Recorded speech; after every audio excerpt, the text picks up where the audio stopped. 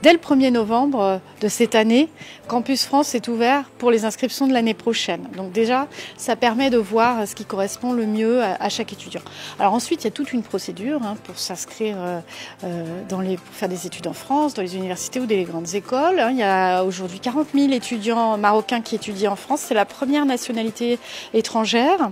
Il y en a 10 000 qui sont dans des écoles d'ingénieurs ou écoles de commerce, et les autres sont à l'université. Beaucoup à des niveaux très élevés comme le doctorat, le master, et beaucoup dans les sciences. C'est ce qui intéresse le plus les étudiants marocains. Alors ensuite, évidemment, la question, c'est la question des visas étudiants. Donc une fois, il y a toute une procédure à faire parce qu'il faut s'inscrire, il faut être accepté. Le dossier doit être examiné par les universités ou les écoles. Les écoles, il y a souvent des concours. Et ensuite, il y a une procédure de visa qui est accordée. Donc, c'est Campus France qui est l'intermédiaire pour ces questions-là. Donc voilà. Donc moi, je conseille aux étudiants de s'y prendre assez tôt, c'est-à-dire de commencer dès cette année pour l'année prochaine.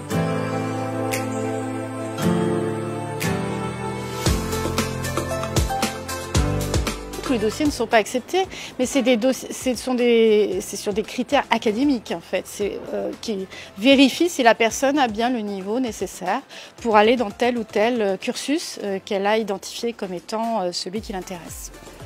Donc ce sont des critères vraiment liés au niveau des étudiants et à leur capacité à suivre les cours dans les cursus qu'ils ont choisis.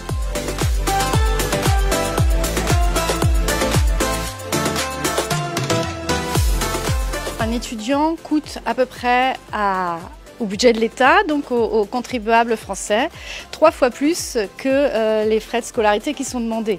Donc ça reste des frais modiques par rapport au coût d'un étudiant, et ça reste des frais modiques si on compare les universités françaises avec les universités d'autres pays.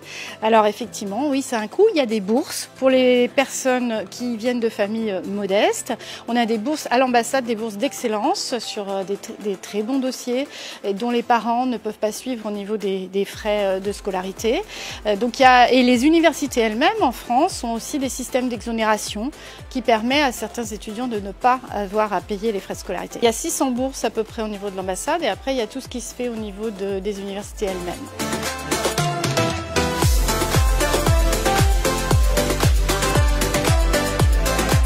Moi, je pense que c'est intéressant que le Maroc rouvre l'enseignement d'un certain nombre de matières scientifiques au lycée ou aux langues étrangères, et en particulier au français, parce que le Maroc est dans un environnement francophone.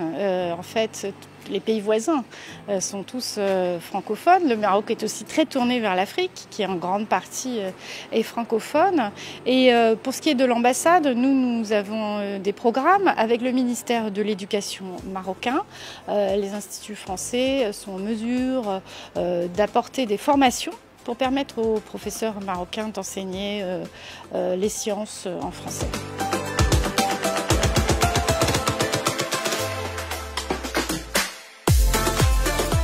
Oui, je suis sur les réseaux sociaux, enfin en tout cas sur Twitter, parce que je souhaite être transparente et que les gens qui s'intéressent au travail d'ambassadeur puissent savoir ce que je fais.